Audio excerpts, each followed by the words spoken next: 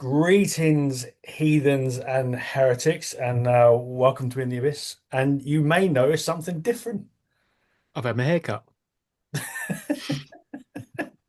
For the first time in 4 months, there's fucking four of us. All four grumpy bastards of the apocalypse are on here at the same time. So I guess welcome back, Padre.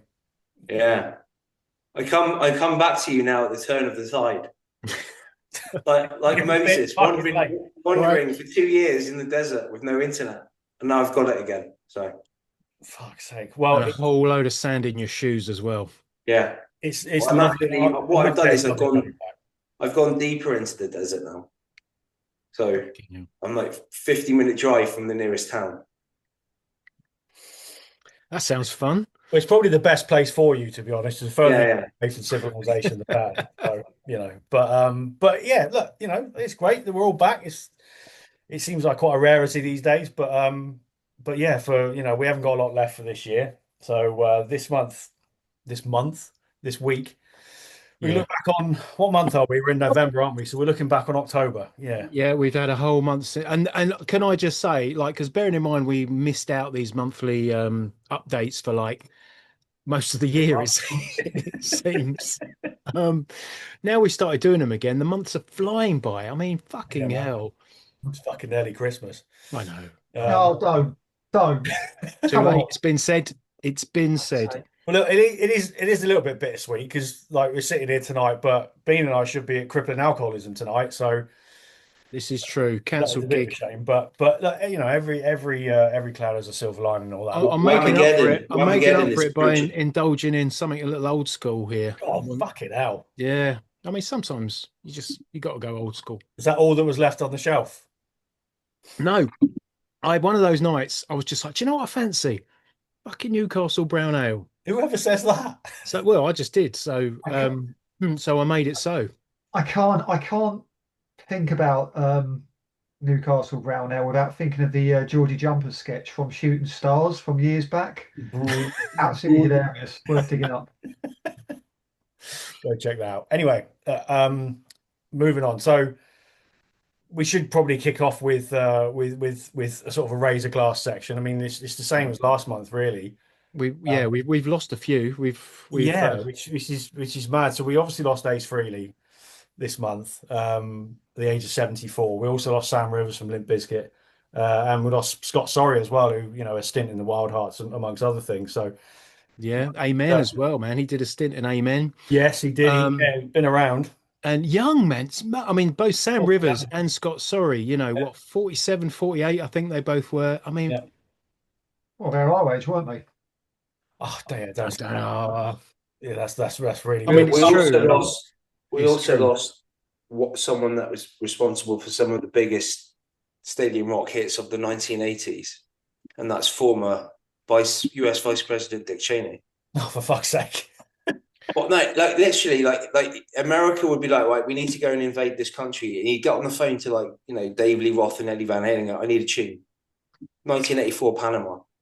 1991 Gulf War. We've got what it takes. Fair play. Anyway, Okay. Yeah. Man pulled the strings. Man. He pulled the strings. Okay. ignoring that for a minute. We raise a glass to Ace Frehley, to Sam Rivers, and We Scott can't see Sorry. your glass. This There is we the trouble go. with having these backdrops. There you go. Look, there it is. You can have it in front of my face. Fallen There we go. soldiers. Ace Frehley, the man who will forever be, associated with doing an interview on a bed of strippers for Decline and Fall of Western Civilization Part 2. Yeah, This is true. Yeah, I mean, and also, him and Peter Criss got mentioned in a Weezer song.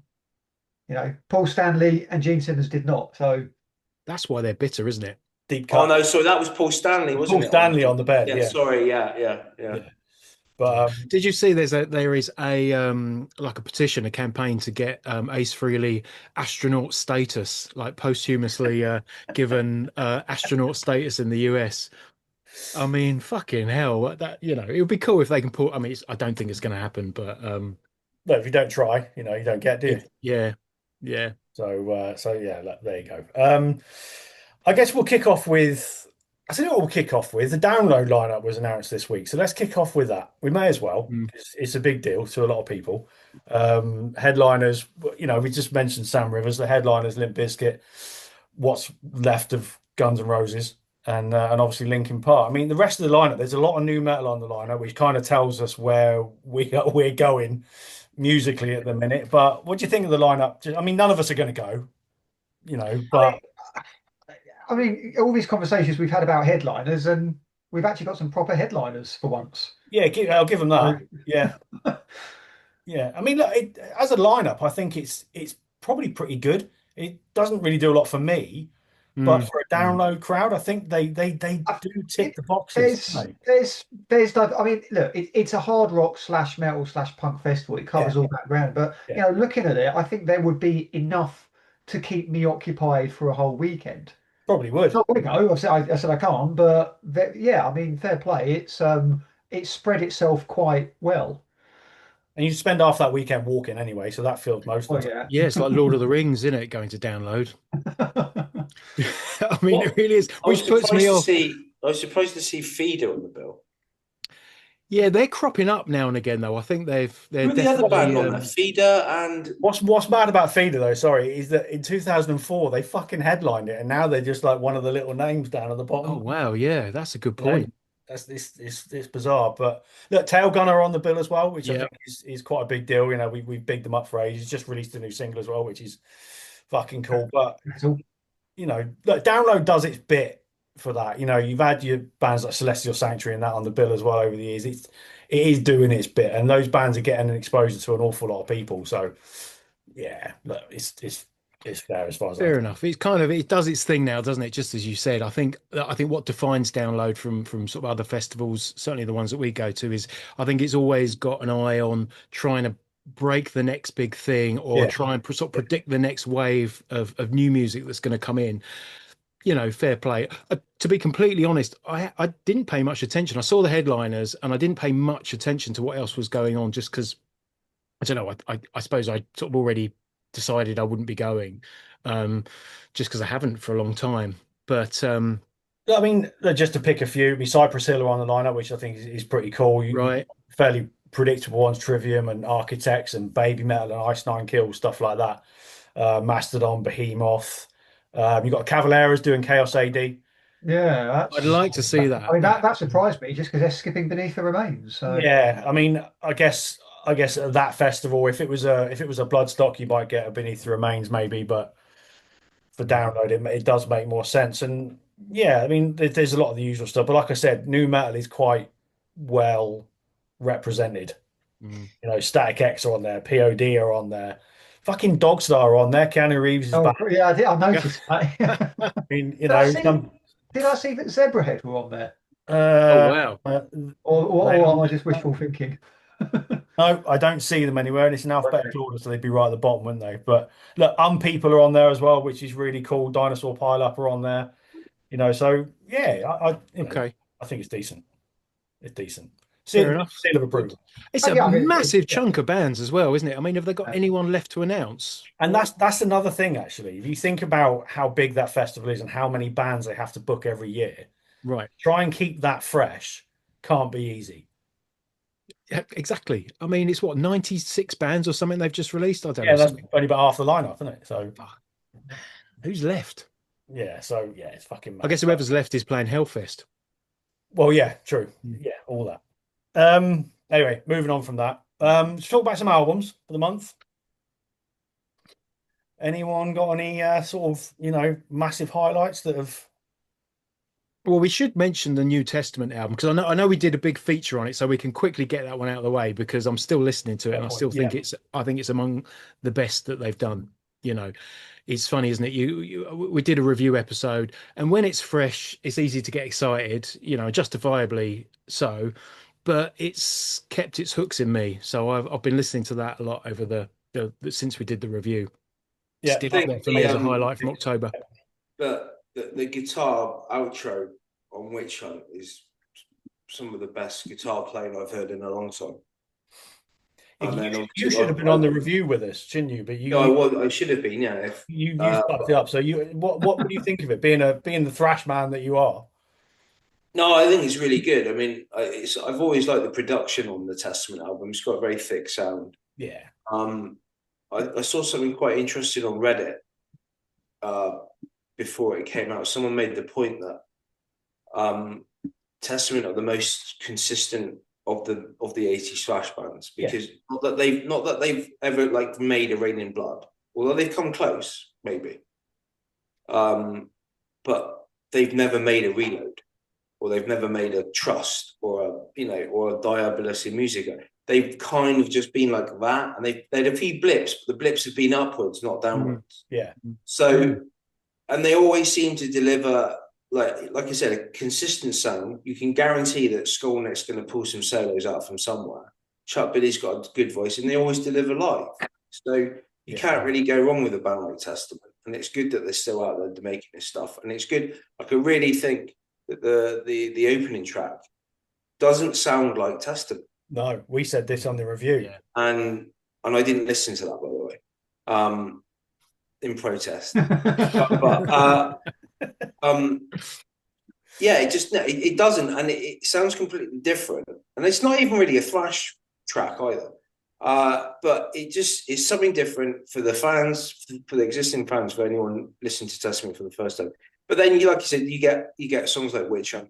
You've got this amazing outro guitar solo or guitar work, and it's just like that's what I want to hear from a Testament album, or an album that's coming out of like what you would be the big four, big five, big six, whatever you want to say. So yeah, I really like it, and I'm hoping I can catch them when they play live. I mean, it won't be here, but at some point. But it's definitely But again, Brotherhood of the Snake was a great album. So was Formation to Damnation. And there's always at least one or two tracks on those albums where if the album itself is just flat, there's a couple of tracks that also will peak. Like, for example, what's the one of Brother Formation of Damnation? More Than Meets the Eye. Great track on that. That's like a classic Testament track, that. Yeah. Store those elements. And they Testament have always come across as a nice band. They're not a bag of dicks. They're just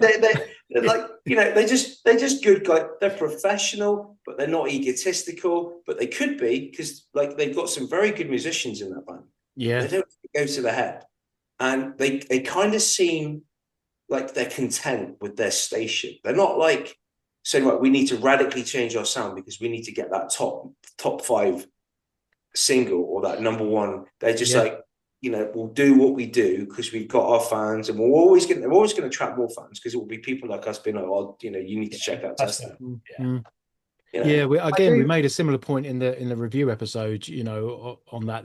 They kind of haven't had the pressure to deliver. They can just do their own thing.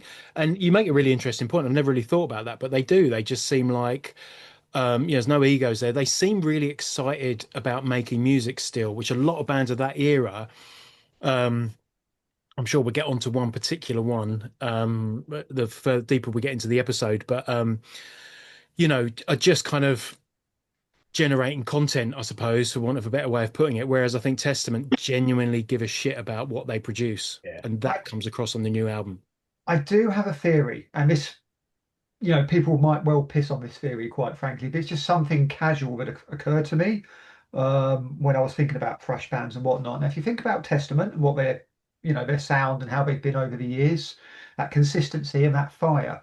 I mean, you think about bands like Creator, same sort of thing. I mean, the new stuff, the new singles as well. Yeah.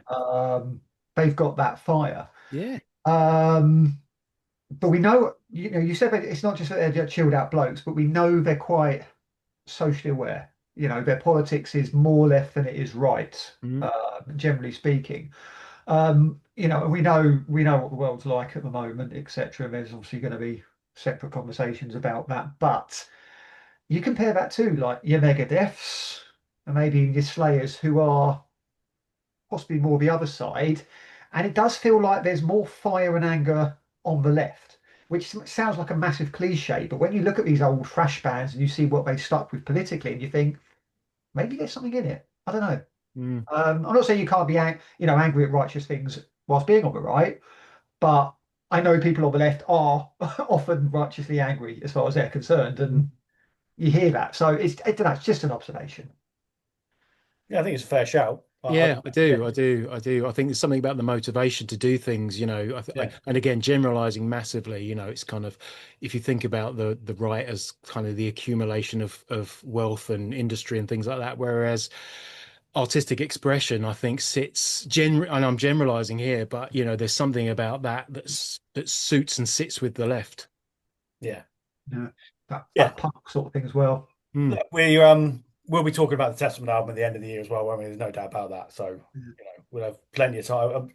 It'll still be stuck in the head, and it'll still be going around and around and around. And it's certainly in my kind of upper reaches, top 20, top tens kind of thing of the year. So yeah, it's fucking great. Talking about thrash, Yes. Acidara uh, Oh, okay. Mm. kind of finally released a sort of a debut album. It was the EP that should have come out 2 or 3 years ago before they got fucked over. But they put that together with a couple of new songs as well into a new package.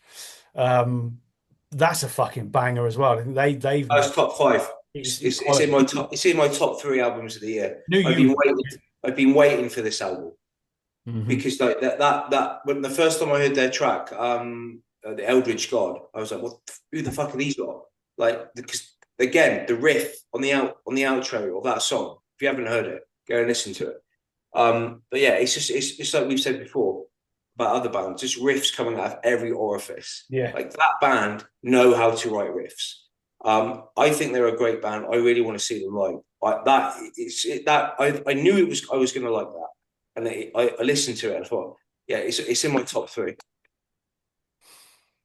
yeah, and like I said, it's great that they've come out of all the bullshit that they dealt with and releasing. I am actually waiting for a vinyl copy of it because there's been a bit of a delay on that, ironically, but still, it's a fucking, and things with crossover thrash, and we've said this before, it can be very one-dimensional, but as long as it's done well and it's got the hooks and everything sort of comes in at the right time, it works. Yeah. And they do it well. So yeah, fucking well, fucking crossover thrash. Just about capturing energy, isn't it? Yeah, yeah. And speaking of one-dimensional bands, I was pleased to acknowledge that we got a new record from Primitive Man in October, which I've listened to is that yet. it's like reassuringly Primitive Man. They just sound like their rehearsal space is like 9 miles beneath like the Earth's crust. Do you know what I mean? It's just kind of this big sound that I don't know. To my ears, it just sounds like Cthulhu having a bad dream or something. It's just deep and heavy. Um, but it's that's what they do, and that's what they've done every release since they started. I caught them live at the years ago now. This was at the Unicorn in Camden Town, which I don't think is there anymore, is it? Or No, it's an empty pub Been now, there. I think so. Um, and one of the loudest, heaviest gigs I've ever been to. I mean, the walls were shaking, the light fittings were vibrating. It's just insane. But they managed to put all of that, down on tape as well. So that's been a good one for me. I need to check that out because I haven't listened to it yet. I stuck it Yeah, in my ditto, I'm aware of it. list, but Yeah, Observance is the name of the album. So Primitive Man, Observance. Well, if we're going to talk about thrash, I want to talk about Coroner, Mm. a band who have eluded me, I think, just because of the nature of their history and whatnot. But I know that obviously they are very well regarded, especially by our good friend, the Nige. Um, so I checked it out mainly because saw a few very positive comments on social media, and Dissonance Theory it's called, yeah, and it is a brilliant album. I'm thinking it's quite flawless at the moment. Um, Everything about it sounds so natural and effortless, but it's got that sort of earthy heaviness whilst balancing out enough technical stuff without being too over the top. Um, and I was really surprised at just how actually immediate it was. I mean, I think after one listen, I was thinking this is quite accessible. Um, album of the year contender. Oh, fucking hell. Hey, Right. listen, quiet, quiet. If you listen really carefully, you can hear Nigel getting really excited by that. Well, I'm going to bring it back down to earth because I haven't listened to it yet. I feel a bit disloyal to Nige, but Definitely listen to I it. I put mean, I put the singles on and I enjoyed them. So it's not that I've got no interest in it, but it's not one that I've given the time. So that is a heavy endorsement. So I will I shall pave the way and give it a listen. they're one of those bands that should be an acquired taste, and some of their stuff has been a bit, over the years, a bit challenging. But you're right. I found first listen, I struggled with it a little bit, but second listen, it wasn't like a build it up. Second listen, it clicked more. I haven't listened to it that much since, but I get why they're held in such high regard. It makes total sense. They managed to mix all the technicality, all the sort of slightly awkward progginess with actual hooks and decent songs, and that's what makes the difference. Mm. So Well, I think that Grin album from like '93 is definitely worth listening to for any yeah, I mean, thrash. I've seen them live, and they were fucking awesome, absolutely fucking. And this was one of the early days of Bloodstock when the stage was shit and everything was a bit ropey, but they were fucking awesome. So they are a band with clout. Probably don't get the credit they deserve.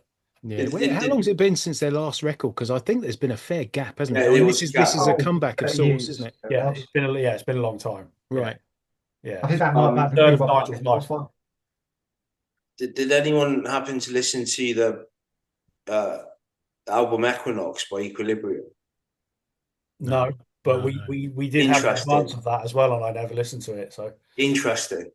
Right. It's like I think that no, the I know thing that Equilibrium. To be fair, the yeah. thing that I wrote down was there's nothing wrong with a bit of folk metal. Yeah, they are, but it, it, it's just good, solid folk metal, but it's got a lot of twists and turns in it. You don't know where it's going to go in each song, and then there's like you'll get this mix of heavy riffs, and then you get this you get like the orchestral stuff, or no, the kind of folk instruments, and then it goes back to the heavy riffs. It's really eclectic. It's just no, maybe you said I had it on in the background kind of thing. It's definitely worth checking out. And then another one what about X-Side Bastard Hymns? Did anyone listen to that? that. Yeah, that's Mm. another one that's worth going and having a look at. A Like, lot of good yeah, riffs. look, you've got fresh internet, you've got fresh flat, and then you are dragging out Yeah. fucking fresh music. Yeah, yeah. And the last one was Castle Rat. Well, we did briefly touch on that last month, and I must admit I've kind of struggled with it and gone off it. I was quite surprised because I really liked the debut, but the debut had something missing, and I was hoping that was gonna kind of slot It's in with the fucking new one. weird. It's just It's weird, it's and I it's love the trying. fucking It's eccentricity of it, but it's like okay, so when Ronnie James Dio in his heyday did all the medieval shit, it never felt like he was trying. This seems like they're trying too hard. It's like when you've got a Says song, says and like, us sat in front of four castles. and then like Ronnie could like have the fire breathing dragon on stage and the castle of the drawbridge with this where the drummer would be separated from the rest of the band, and it Yeah. never seemed like it was over the top. This does. When you've got our song titles called Wolf, track 4, Wolf 2, Dragon, Summoning Spell. It's like, come on, it's a bit on the nose. yeah, but I think that's the point. But, Yeah, exactly. It's firmly tongue in cheek. Yeah. I think what we need to see them live. That's the thing. I mean, they played with High on Fire a couple of nights ago. Although I do like the word Castle Rat. That is a good name for a band. Oh, It's yeah. great. It's a fucking It is a great. good. I mean, the conversation we had on here before was like we kind of like. I love what they do. I like the idea of it is Yeah. stronger than. I haven't yet kind of been fully drawn into the music There yet. was that. I mean, I saw what attracted me was there was a quote by Kerrang: "Putting the fantasy back into metal," and maybe that is something Someone has that to. I mean, that metal has been missing. I did notice actually. I read it, but there was a Guardian article about them. I saw that. Yeah. So they're attracting. Look, I like the album, but it's not going to be a top 20 for me. It's not going to be high up because it's not consistent enough. I think it's not quite there. But there are songs on there I do like and do enjoy, and I'm hoping that third album is the one. But we've already said it's a Yeah. huge step up. Yeah, I compared to need to give it another It is. listen because I think conversations like this, I run the risk of sort of persuading myself not to give it another crack, and I probably should do because it probably is one of those albums where the more familiar you are with it, I think it's probably helped by beers and medication, so to speak. right? Yeah, I can imagine. I can imagine. Yeah, watching them live, off your tits, kind of fucking swords in the air and all that shit. It would be a whole lot of fun. And yeah, a bit of that. It would be a Yeah. lot of fun. I mean, if I had booze and a sword, I could enjoy Boyzone. Do you know what I mean? It's, What Can someone, what a can band someone write that down? Because that's what a band like that live. needs, what a band like that needs is like Bean said, like they need to be distributing fake swords, but they need trebuchets. So set two trebuchets up either side of the stage and just lob, flaming barrels of balls, hay bales at each other. Like see now you have a ward of death, you didn't see plastic Dio never sword, did that. a ward of death with plastic swords, but with artillery support. Yeah, trouble is with a long shot, it's just a bit of a long shot to get in the venue. Hey, No, we'll build it and get there. They just supply the kits. Okay. right. I just want to give one more quick shout out for Mastiff for the new EP for all the Dead Dreams. That is just pure fucking filth, utterly disgusting. Like it's been dragged out the bottom of the Humber, so that's definitely worth checking out. But I think we need to have the Creeper conversation because we haven't really had a chat about it yet. And a band that was so big for Mm. us 2 years ago with one of the greatest albums that's ever been released, we should probably touch on the sequel. So, Mr. Reason, your thoughts? I mean, it's fucking great, isn't it? Really. Fucking is. You know what? I'm pleased. It's a sequel, but it's not part two specifically. It is not sort of Redux, as it were. Yeah, it's not the same thing Um, over again, is it? that first album was, very elaborate, quite a lot going on. They're touching on quite a lot of different things, and it really did feel like, a Jim Steinman Yeah, production, and absolutely great for it. What this new album is in comparison, it is a straight up rock record. yeah, Everything. I mean, obviously you've got that climax song, which again, okay, it's a bit big and daft with choruses and pianos and saxophone, etc. But the rest of the album, it's like, here you go, 3.5 minute songs. yeah. One's a bit punk, one's a bit hard rock, one's a bit metal, one sounds like a fuck fest between Sisters of Mercy and Susie and the Banshees. Um, there's this sort of like big sort of cabaret rock song, which I think I said on social media is the sexiest song you will hear about decapitation. Ooh. Um, Challenging wank. yeah, but doable. Um, but it's no, this is it. That's the review right there. I love that. It's a rock, it's a rock record, by a band who can put on the show, who's got the look, who's got the personality for it. It's very old school in a way, even though they're all quite down to earth people. There's no rock star bullshit with this lot, is there? It's like, we're, if you go on Will Gould's Instagram, it's just him and his girlfriend without makeup on, in Disneyland.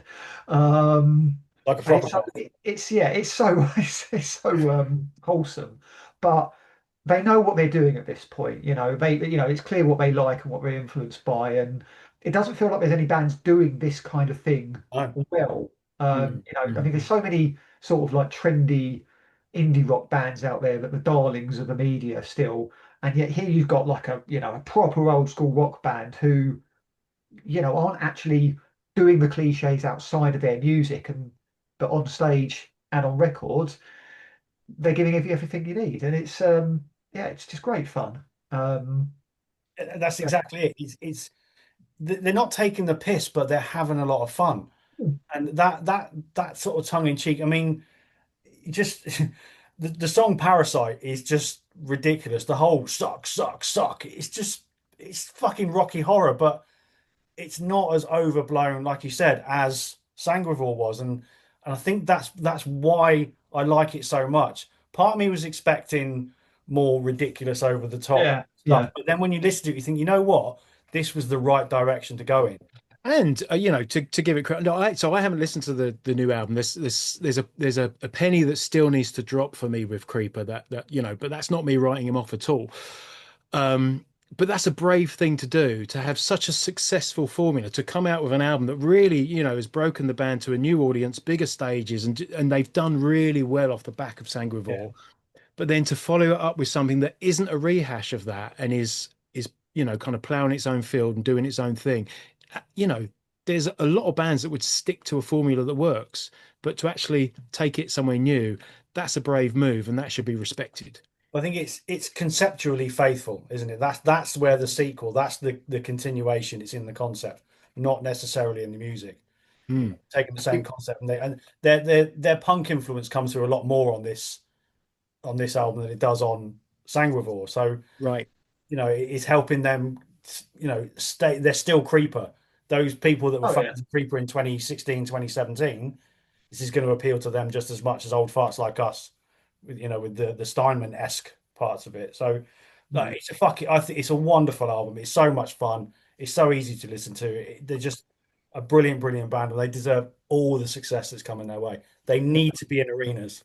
Yeah, I think, and I want to give a shout out to the producer Tom Dalgetty, Yeah, who's done this again. And of course, he's done some great stuff over the years, and he knows how to get the right sound yeah, out of a band. yeah, That warm but firm rock sound. He deserves a lot of success himself. yeah, yeah. I agree with that. I agree. And another shout out, I think, for there's more of Hannah on this album as well, and I think the juxtaposition between their vocals, Hannah and Will, it just works perfectly. None of it is forced. Everything is just it's just done so fucking well. It's great fucking songwriting. Yeah, and just to sort of piggyback there on Reason's point about the production, not specifically with this album, but I just think we talked about it with Testament, we talked about it about Paradise Lost. There is this warmth that's creeping back into modern production Yeah, now, which I'm really enjoying. yeah, We had like a decade or so of kind of very, very sort of technical digital sounding productions, and I think people are rediscovering the joy of kind of analog and just dialing that into the sound, and I yeah. think it's a great thing. Proper. Henry Rollins would be proud. Mm. Um, I want to shout out a couple of other things that have been in my ears this month, not necessarily from this month. Like I mentioned, crippling alcoholism. So I only discovered Cam Girl earlier this month, and it's the bleakest thing I think I've ever heard. But I absolutely adore it, and I can't quite work out why. And off the back of them, Tame was supposed to be supporting tonight as well. So I've gone back and listened to their most recent album, Love, which is a fucking mad industrial pop fucking amalgamation that, uh, yeah, definitely check that out because I can't describe them. I really can't. Yes, it's industrial, but it's so poppy. And then Mm, there's metal riffs, and then there's punk parts and there's all sorts of shit going on. But all the electronic just kind of ties it all together. Fucking brilliant album. And I've dipped back into Dragged into Sunlight this month as well, right. which is just because they were announced for Incineration. That lineup's looking ridiculous, by the way. Um, Yeah. and realize what a force of nature they are as well. So seeing them for the first time is going to be fucking amazing. Mm. Yeah. Now, okay, talking about forces of nature. A shout out from me. One that took me by surprise. Not a band I have followed. So Today is the Day put out a new album. Now, that's a band from like I haven't really thought about them in years. And Supernova was the album that I used to play back in the day. And I think I just bought it in like a reduction, a CD bin full of like 99p albums or something like that. Had a big fucking snake on the front cover, so that was good enough for me. And it's one of those albums at the time, just really like just slabs of heavy, heavy music, this kind of screeching vocal, which took me a while to get my head round. It was like a puzzle I had to kind of undo. So when I saw that they'd released a new album, I jumped on that just because I was curious, and the sound is really, really different. But it's just popped into my head off the back of what Tregenza, what you were just talking about, that kind of punky energy. To my ears now, they sound like they've got more in common with like bands like Sonic Youth. there's just kind of like this kind of alternative punk element to it. But I can't for the life of me remember what it's called. So you have to go and look that one up. But Today is the Day is the band. And just a really cool, sort of compelling new album, you Came know? out of the blue as well, didn't it? Because I Yeah, didn't think yeah. it was You still a see, band. yeah, as like I said, I hadn't seen nor heard or thought of them in years. And I just thought, oh yeah, that'd be like to the point where I saw it come up and my first thought was, I wonder if that's a re-release. I wonder if they've just, Yeah. repressed an old album or something like that. It's not, it's a new release, but the sound has changed like significantly, but it's still very, very cool and worth a listen. So, It's a complete departure. I remember Temple of the Morning Star. I bought that right. Yeah. off the back of Mastodon's Remission all those years ago. Right. It was going to be something similar because obviously there's links. But yeah, just a fucking a fucked up. Fuck knows what it is. But yeah, the new one very different. I haven't listened to it much, but it was an intriguing listen Yeah. at least. But Yeah. And the other end of the spectrum for me, like pure fun. I've really liked the new Michael Schenker Group album. Um, Don't Sell Your Soul. Don't sell your soul. I don't. Don't sell your soul. Um, but I've always liked Schenker. I mean, obviously he's a great guitarist, but I think he's always had taste. He's not just a lightning fast, fretboard wanker. I think there's a lot, yeah, exactly. There's a lot of blues in the way he plays and a lot of melody there. And I just think, Yeah, have you ever seen that video of him and Kirk Hammett just jamming? no, I haven't seen that. It's There you go. I think it was on. Do you remember the old the Eddie Trunk Oh yeah, had a yeah, TV show? Yeah, it was backstage and they filmed it, and it's just like Kirk Hammett and Michael Shannon were going to be on the same episode. And Kirk just goes up to him and goes, "Oh, I've got like I found a really cool chord progression that we could both jam over." So he plays it, and Schenker does some blues solos over it, there and you then they go. swap. And it's Yeah, just a really simple. It's like exactly what you've just said. The guy has got a really great foundation. Like he's not just a shredder; he can play blues and jazz and stuff. So yeah, both of them are just playing blues solos. It's not man. just I'm gonna 12 bars. go. I'll be on YouTube like immediately after this episode, and I'll be looking that up. But the new album, it's a cheese fest. Like it's an utter cheese fest, but in the best way. Every one of these songs could be on the closing credits of some Jean-Claude Van Damme film or something like that. It's got that flavor about it. But yeah, I was listening. It reminded me of a lot of bands. I was thinking a lot about sort of Tony Martin era Sabbath. It got that feel to it in a lot of it, and you'll know how much I love that. But it wasn't until Tregenza pointed it out that it's Eric Grunwald Oh, on yeah. vocals. Previously with Skid Row, or more recently, probably the highest profile gig he's had has been replacing, well, the kind of Sebastian Bach place in Skid Row. Yeah. Um, Very bad. Great voice, and yeah, he sounds great on this record as well. And that and just knowing it's Phenomenal. him has kind of made me dig into it a little bit further. So Great vocalist. Great vocalist. Any more before I move on? Yeah, I would actually like to talk about orbit culture. That's a fair point. We haven't really discussed it, have we? We haven't. And it's an interesting one because I think the initial reactions, from what I can tell from various people, was a bit of a shrug shoulder, Mm. a bit yeah, it's bit of disappointment. And my first listen, I was thinking, well, yeah, they've not really changed, have they? They've not really done much new, and I'm not sure about this. But I like this band. We're gonna be patient with it. So let's see what happens. Couple of more listens, and I'm like, you know what? I think I prefer this album to the last one. Oh, fucking hell. I think the songs, after a couple of listens, the songs were, there. The choruses were there. That big sound they've got is there. It ebbs and flows. It's not just sort of, relentless, double pedal. Got that slower stuff and that epic stuff, and it's really opened up for me, I think. And I think that potential of why they're going to be huge is proven by it. So yeah, it's one of my favourites from the year as well. There's one track on it called "The Storm," which I absolutely love. It's just pretty much one sort of direction. It's just double pedal, nothing more, except well, I say nothing more apart from it just sort of does its little interim bits, but it's just how it adds a new layer to that same sort of thing each time, and then you get the same one with a key change later on, and it's just like brilliant. Um, Proper like yes, this is what you want from metal. But yeah, I don't know if there's people that might have thought the same thing to begin with and have passed it by, but it's one of my favourites of the year now. I So have that. I was exactly where you were before it clicked. Then, so I'm gonna have to because I love the last album. Absolutely fucking loved it. I'd love them anyway. Like they're a great band, and we've been saying it for ages. They are going to be massive. They are going to be massive. But I will go and dip back in because I haven't given it a lot of time.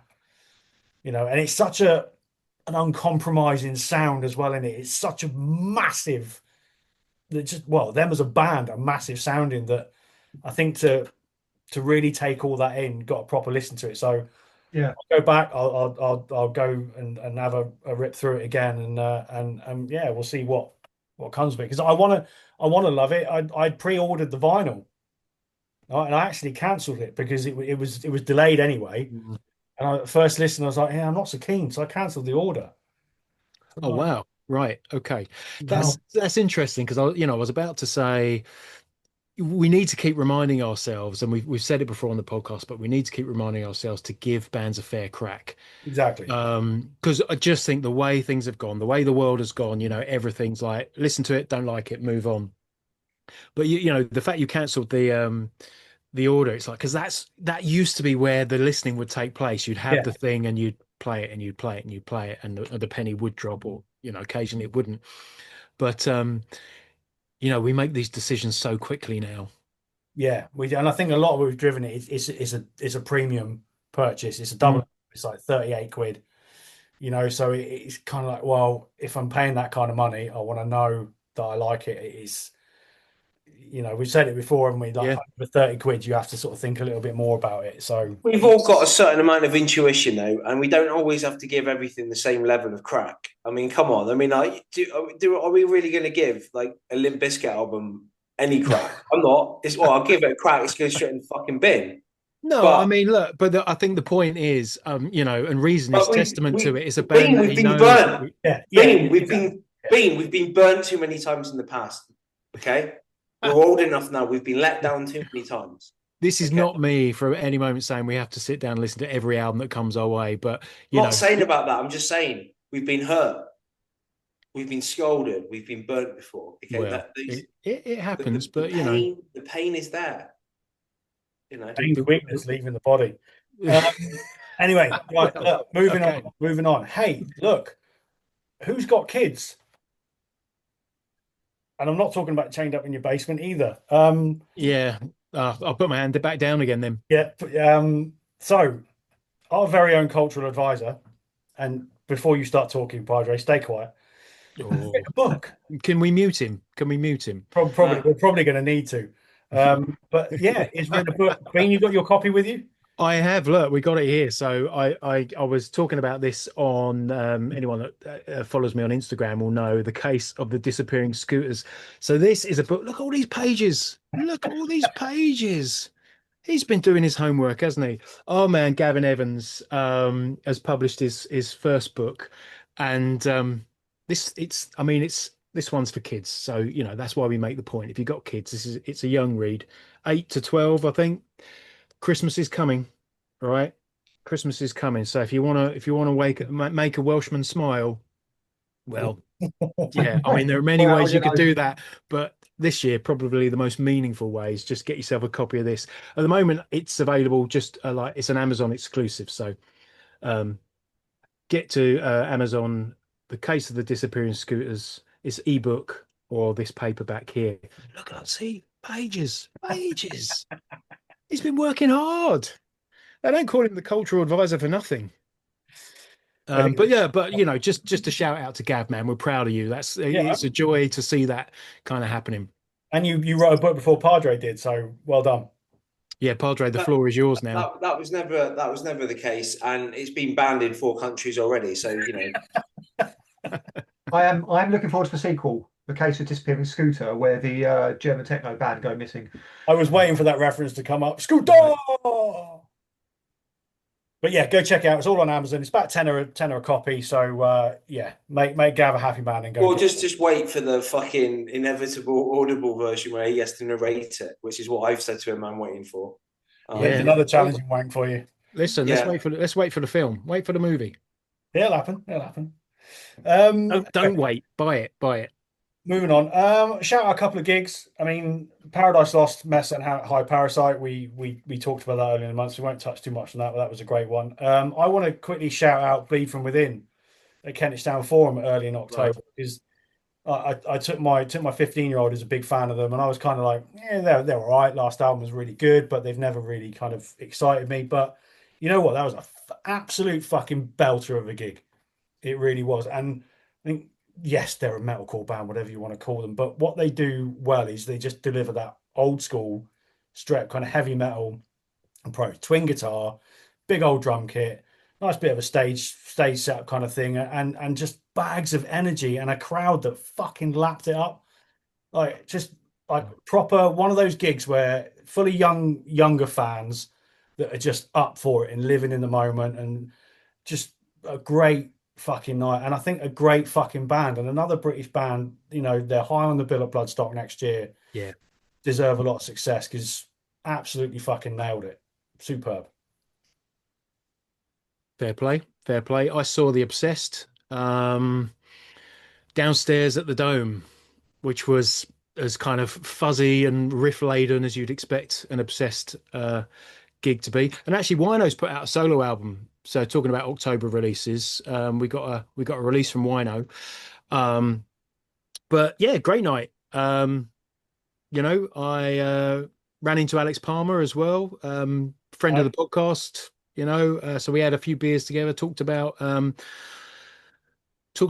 riffs basically. It's kind of spot the riff when we was watching The Obsessed. It's like, oh man, look, you can hear how like Soundgarden have taken elements of this and run with it and stuff like that. But you know, So they were playing the Church Within in full, weren't they? they were playing the Church Within in full, which to me, like for me, that was a big album. That was like back in the day. I mean, what we're talking about, 92, 93, 94. It would have been then.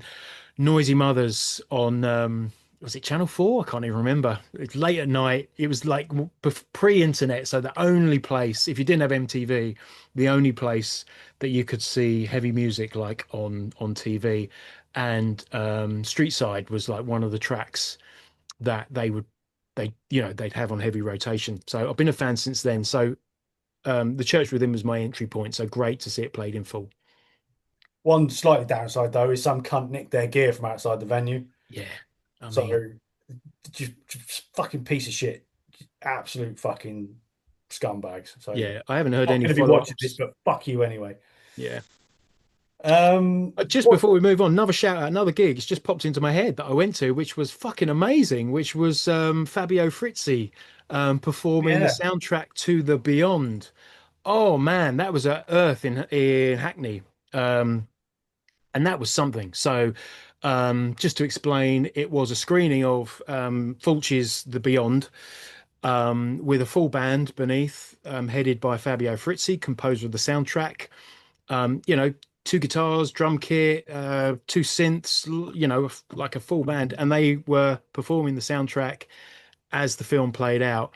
And it was breathtaking. It was, I mean, it's a fucking great film. I mean, it's not a great film, do you know what I mean? But it's a fun film. Well, come on now. Well, I mean, you know where I'm going with that. It was an enjoyable film. Listen. Do you reckon, so just going back to Gav's book, right? Do you reckon it would be possible to get it pictured on stage at Bay Days, like with one of the band members holding it up? That would be pretty cool. we can do that. Yeah. Or could it just imagine, or just hypothetically, you've got band merch with that album covers on your book merch. I think you might be getting a little bit of ideas above your station, but the first one's possible. Yeah. Bean, bring your copy.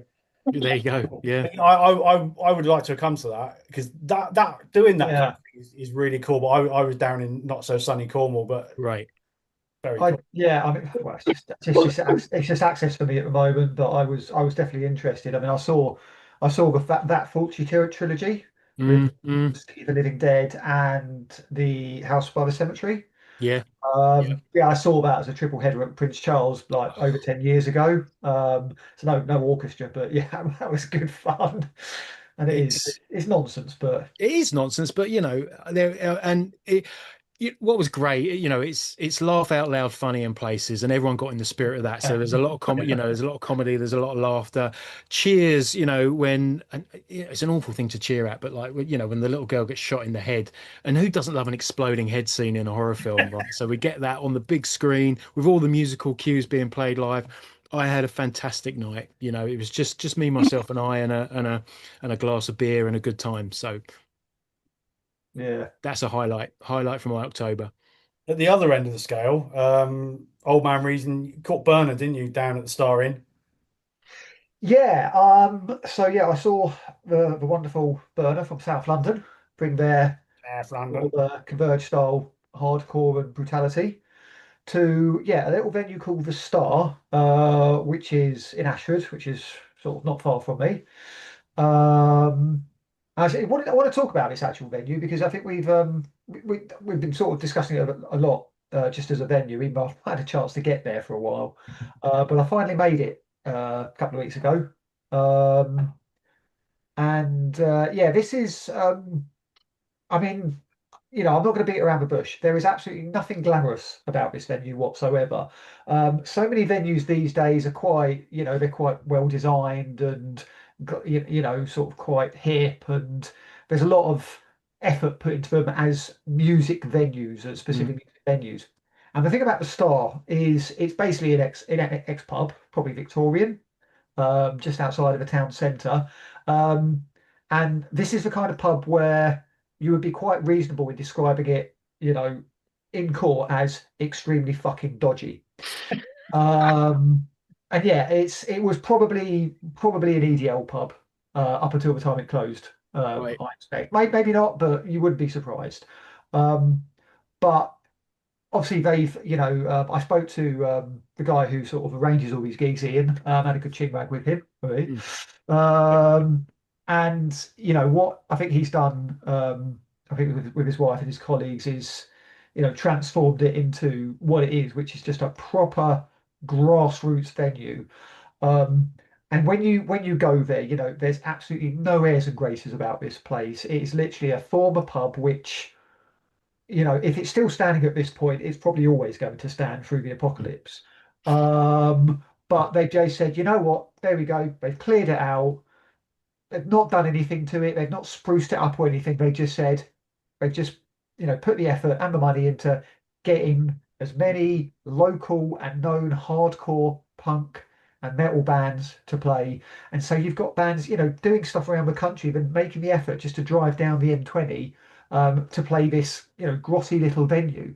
Um, and it works for it because it's just on the side with the old front door. It's a floor show. There's no sound desk. It's just a bloke, with his sort of sound thingy, whatever, just on the side.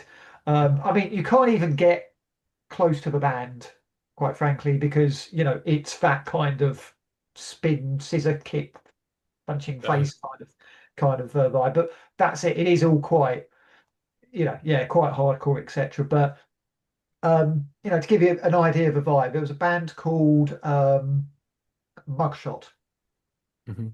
punk band, just a local, I think, a sort of trio or whatnot. And the drummer pulled out the last minute for reasons.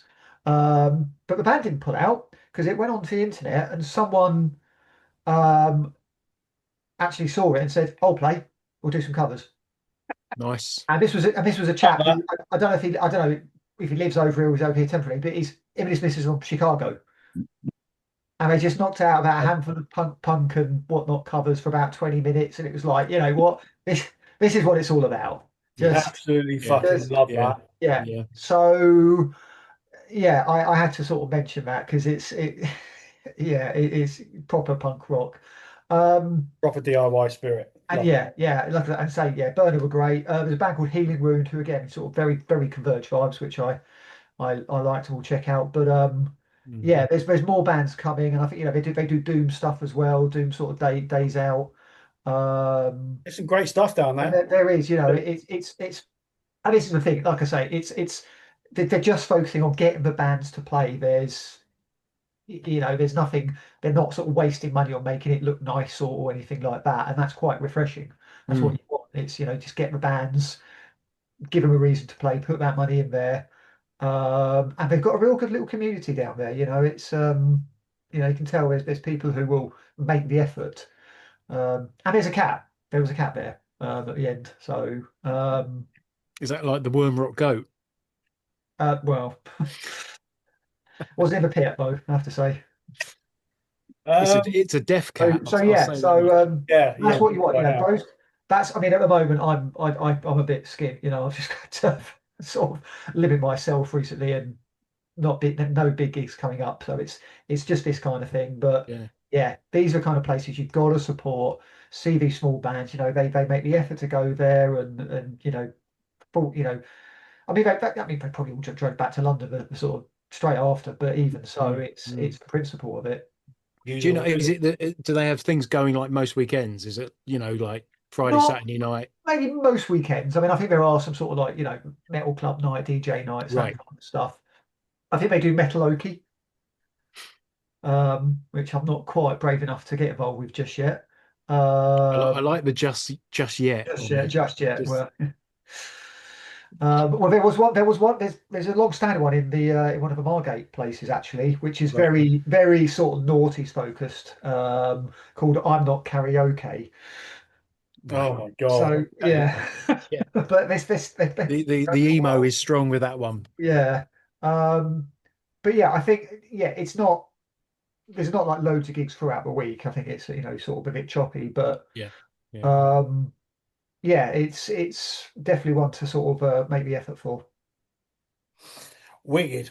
Right. Mm. With a couple of little news stories and bits and pieces. I want to quickly shout out to Dave at Black City Records, which is finally free of scaffolding and fucking builders works and all that kind of shit. We've never seen it I thought be in that the came down open a few world. months ago. I Part was of it surprised I did, saw but that. most Oh, of it okay. didn't. So, but yeah, Right. the beacon's finished, all the roads finished, all the shit that's going on. So get yourselves down to Black City Records and spend your hard-earned money. It's Um, it's almost looks naked now, doesn't it? that's yeah, Dave on a Saturday morning. Mm. Well, yeah, there you go. Um, and before we get to the last big one, I just want to raise a little issue. Now, I caught this very slyly on Bean's Instagram on a Oh, story. Now, here we go. you've been watching an Andy Edwards YouTube clip, Yes, I had. and you were shouting out Lulu.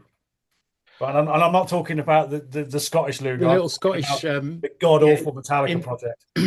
imp-like singer. Right. What the fuck? Right. We Look, all know you are the protector of the underdog, but this is is drawing a this line. a step too far? Look, I mean, let me give it some context, okay? Right. Actually, there's a few points I'd make about this, so bear with me, and let me see.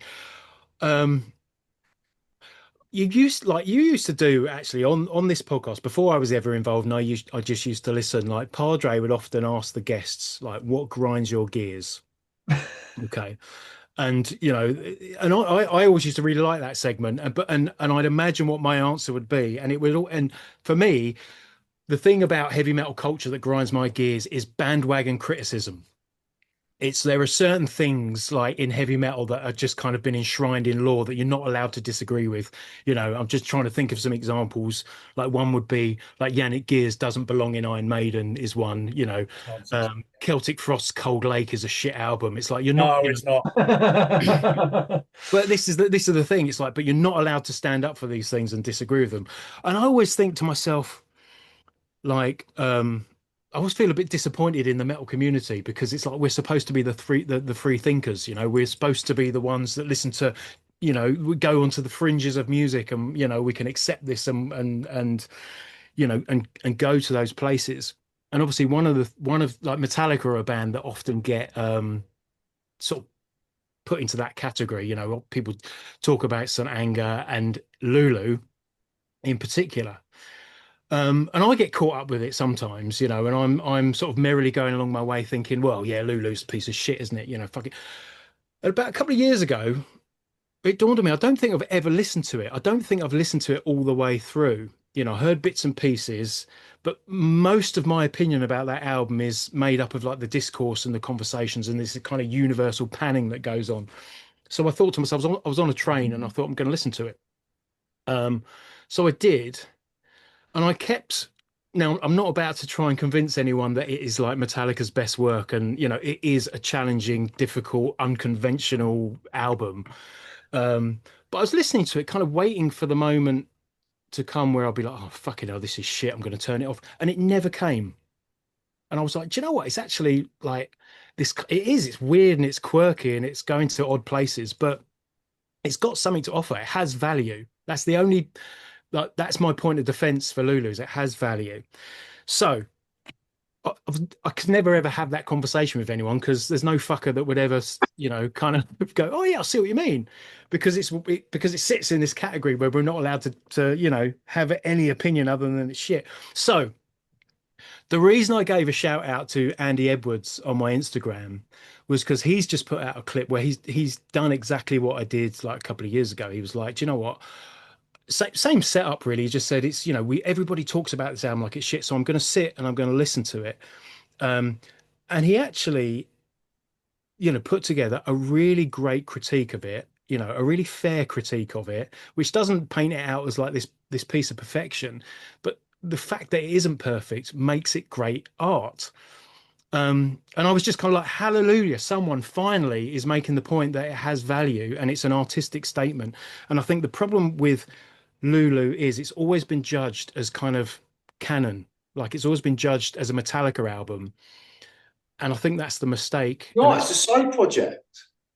yeah, It's got exactly nothing right. to do with fucking Metallica. It's him and it's them and Lou Reed, isn't it? Exactly. Yeah, right. So Lou Reed, Why? But to be honest, I don't really consider Garage Inc. or S&M to be any part of the canon. They're just interesting. it's a diversion. It's like Yeah. something else. A weird parallel I had was like it's a bit like the Judgment Night soundtrack, right? Loads of bands jumped on that, did these strange collaborations. Spawn was the same, and some of them worked, some of them didn't work, but they were all pretty interesting. But I think apart from just another victim, I don't think any of them are considered like canon in any of those bands' careers. They're just like a curious experiment. Taking it back to Metallica, I don't think they get enough credit for the sincerity of their art.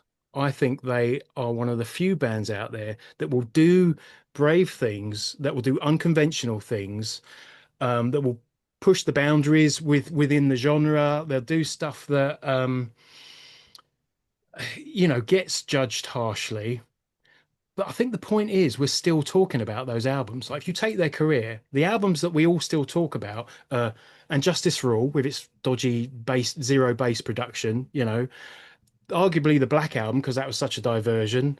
Load and Reload, they did something different, and people are still angry about those albums. St. Anger, obviously, everyone's furious about St. Anger, but we're all still talking about it, and that's the value of great art: is it creates energy, and that energy continues. You compare that with something like Hardwired to Self-Destruct, Death Magnetic, right? Great albums, entertaining albums, but no one talks about them. And that's why I think Lulu has value. That's it. It's an argument. I'll give you that. And and look, the point you make about Metallica not being afraid to go against convention, yeah, none of us are going to disagree with that. And no, it doesn't always work, but that is what they are. They don't have to justify themselves to anybody anymore. Exactly. But it's a weird project, Lulu. I never got on with it. I have tried again with it. It's never going to work. I can't get past it. I don't think it's for, it isn't for everyone. It's No. fucking nuts. It's bonkers, But Look, I'll give one. Lou Reed is great. Do you know what I mean? And you put those two, they could have made something really interesting, but for me, it just fell Well, very it is short. interesting. It is interesting, I'll say that much. But Yeah, like, it's not for everyone. accepted. It's not. Yeah, yeah. It isn't, but there was one. So it turns out, it transpires that the reason Andy Edwards had put that post up was because it's actually, I think it's the anniversary of the release. So there's a bit of attention. There was one other person I saw that made a comment on it, which is J.R. Moores. And I'm going to give another book shout out now because J.R. Moores wrote this, Electric Wizards, which is, a tapestry of heavy metal. Even more pages than Gav's book, that, right? Okay. And Are there any scooters in it though? it's a fucking well, no, because they gone missing. It's a fucking fantastic read, this. But if J.R. Moores can talk about Lulu with some with some positive regard, he knows his shit. I mean, this is just a great wander through the wonderful labyrinth that is heavy music. Actually make a great guest on the podcast. But so Make it if happen, then. Lulu's good enough for him, it's good enough for me. Right. Okay. So kind of perfectly sort of feeding on from that, we'll end the episode with the the fucking ridiculous bit of news that we had earlier this month of the new Megadeth album and the Ride the Lightning cover. Right, we haven't really discussed this as a group, so we'll give it 5 minutes because it doesn't really need any more than that. What the fuck is this silly cunt thinking? Like, what? How can you justify this? I'm glad it's the last album now Yeah, because there was someone sent me a single. They released a single. yeah. The vocals are terrible. He's trying to write a protest song. He can't. I'm sorry, you're not going to get anyone to buy into any kind of protest songs when you own your own fucking vineyard. It doesn't work like that, Dave. Like, when Dave and Gar and Chris Poland and Dave Ellefson was strung out and dirt poor, fucking making peace sales. Yeah, great. I get it. The fire, the venom. You're pissed off. It's the 1980s, Reagan, all that kind of stuff. I get it. I buy into that. Resonates with me. But like the stuff now, and then it's like he's like, we're coming coming full circle. Full circle. No, mate, you're not, because you've never fucking deviated from that. That's a fair point. Shut up about that band. You've never gone 6 months in your entire career without bringing them up in some context, and it's you've never gone 6 fucking days without bringing them up. Exactly, and even when, and we know this firsthand because we know someone that's experienced this. When he's interviewed and the PR people tell them don't mention Metallica, and it's the first thing out of his fucking mouth. Yeah. Cannot stay silent, and it's like, and it is so disappointing because if he could have got over it, and I got to cut him some slack with the issues that he's got throughout his life, the addiction, obviously the mental health problems. It can be easy to have that kind of traumatic wake up throughout the band, and that's his dream. But at the same time, dude, you've robbed a lot of people of a balanced version of you with the phenomenal abilities that you have as a guitar player and a songwriter, that maybe you could have come full circle, and maybe we could have had that Metallica, Megadeth, some form of actual collaboration. Rather, again, not knocking Lulu, but what if that had been a Mustaine Hetfield just get together and just come out with 8 tracks, and then they get different fucking other musicians to come in and put something out, and then they could have just done a few gigs with it, and it could have just been like, just imagine how good that would be. So yeah. On one hand, I think, like, okay, if you're doing it because you genuinely are trying to say to Metallica, I think you guys are amazing, I'm going to cover one of your tracks on the last album I ever put out. Fair enough. But it's not, because we know why he's picked Ride the Lightning, because he's always claimed that he wrote the main riff. If he had picked a different track, I would have bought it, maybe. But I'm not buying this. And, do you know what? You are credited. You have had royalties. And I think the Dave Ellefson quote about the fact that the financial royalties he's got from Seek and Destroy are higher than the entire royalties he's ever got from his entire back catalogue. Oh, wow. Yeah, that's on record. Right. That's So fucking insane. Yeah. yes, I get it. He told them don't use my stuff, and they still kept his stuff, and they changed some of it, but at the same time, they've always paid him the royalties for that stuff. He's not been hard done by, and he just so like hopefully this will be the end of it now. They'll tour, they'll go away, and we will never hear from Mustaine about this issue again. But we're not that lucky. I'll just round off with just saying, can you imagine how difficult it must be for Hetfield and Lars and Kirk to continually hear this? And how many times do they probably get asked to respond? And they're like, oh, not again. Because they never really respond. That's true, yeah. And I'm sure they do get but like, there's never been like the comprehensive interview where Hetfield would go, right, I'm going to just lay this out. This, and this. We can't stand him. He's a knobhead. They've tried with him. They took him out on tour, for fuck's sake. That was, I'm sure that was the moment when everyone was like, oh, thank God it's over. Right, now let's move on. But no, he brings it up every fucking time. He's always got, Lars is a shit drummer.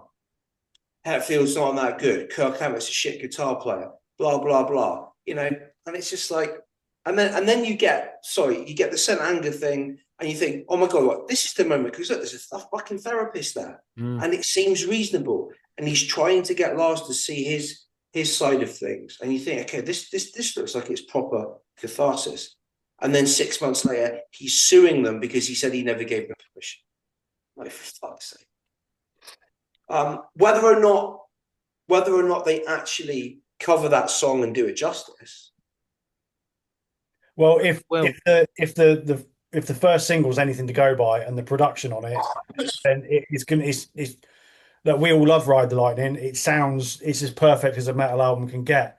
Nothing that he can do is gonna do that song any justice. I mean, I think that is the issue for me. Well, I mean, there's a shitload wrapped up in this. You know, it's just like Padre said. I don't buy it.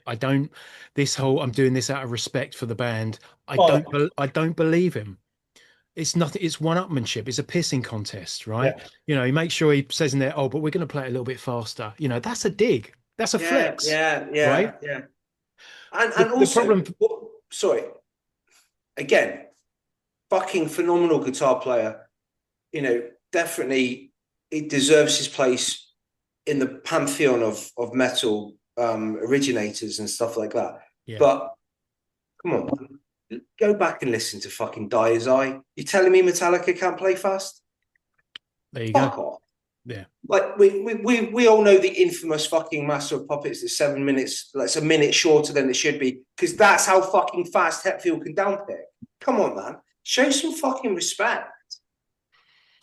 Yeah, and that's the thing. And I think everybody sees through that. But the point I was going to make, just sort of on the tail of what I was saying, is I think the production style of modern Megadeth is really thin, and I'm not excited about hearing a version of Ride the Lightning with Megadeth's current kind of. You know what we said earlier? Horrible. You know what we said earlier about Testament, and that first track on the Testament album doesn't sound like Testament. Yeah, Megadeth would never do that. No. And again, it comes back to Bean's point, which I've always agreed with. He doesn't come across as someone that listens to any other music. Yeah, so what happens out there just passes him by. I agree. I think that's Megadeth's fundamental problem. Like now is they're just, you know, it's like earlier in the episode I said something about, and in fact I was intended to include Megadeth. You know, I said we'll get to them later in the episode, but you know, this is a band that are just churning out content. They're making albums because they can, but it's assembly line stuff. It's like, whereas you compare that with Testament and Creator, you know, both of them have released material this month that has fire in its belly, and it sounds like they want to get people excited. You know, whereas I listen to all of the new Megadeth stuff I've heard, they've put out a couple of singles now, or one single and a teaser for the next single, and it just sounds boring and lifeless and insipid. Yeah. The point you make about not listening to music, do you remember a year or so ago you got it was Hetfield and Hammett wanted watching Priest? Right. Just fucking, you know, Just and yeah, James Hetfield's side of stage. Was he watching Turnstile, I think? Yeah, yeah, Yeah. yeah. yeah. You know, and just like getting into it, and that though that's big. Like the difference, like Yeah, Mustaine would just kind of go and walk away from that. agreed. You know, you wouldn't see, you wouldn't, well, He wouldn't even be there. No, no. exactly, be in the dressing room or in the limousine. But yeah, well, maybe he would, maybe he wouldn't. But the point is, that's my impression of Dave Mustaine is You're right, 100% right. I don't think he's interested. No, This is no. the thing is you look at, I mean, I can't really add much to this on from a musical point of view, but you look at the guys from Metallica and it's clear that they've been through a lot, but they've come out of it positively and they're, they're in their 60s now and they're like, you know what, we're enjoying life, we're enjoying Yeah, ourselves. Yeah. And Mustang just comes across for like the grumpy old fucker who basically just, comes out of his old house every now and shuffles around on his walking stick and I, Counts moans the at kids. and yeah, moans at kids. I would have in an ideal world, would it have served not just Dave more, but heavy metal more? If maybe after Dystopia, he had kind of transitioned into being this kind of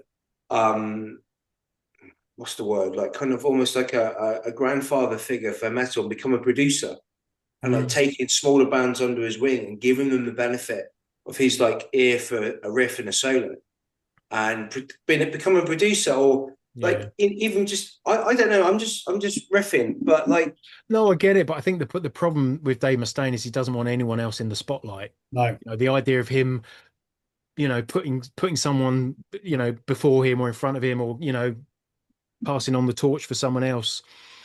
I just don't think that suits Dave Mustaine. I think we look, we round it off really with like Dave. You've given us Peace Cells. You've given us Rust in Peace. You've given us Euthanasia, which is for me, it's an unsung banger from when you look at Megadeth's history. Absolutely. You know, you've given us all this great stuff. you gave us Flash you gave us the early years of Yeah, Flash. yeah, he's done all of that. He's given us all of that. You know, in the last probably 20 years, it's just done that. It's time to stop, go back in your cave and just leave it and just stop. And that's what needs to happen now. He probably should have quit 20 years ago and not bothered with the recent albums. So that's it. uh, Mm. That's where we are. So, right, that's it. Thanks for listening. Thanks for watching. We've got one episode left to come before we round up the entire year. Which Bean and I will be having a chat with Joe Hoare from Orange Goblin because they're coming to an end this year as well. Yeah. Final tour coming up. So yeah, we're caught with him. So that's next week, and then after that, we're back with a bit of a roundup of the year and our favourite albums, top 11, and all that. So and then it's Merry fucking Christmas, cunts, and a Happy New Year. Cheers. See you soon. Stay metal.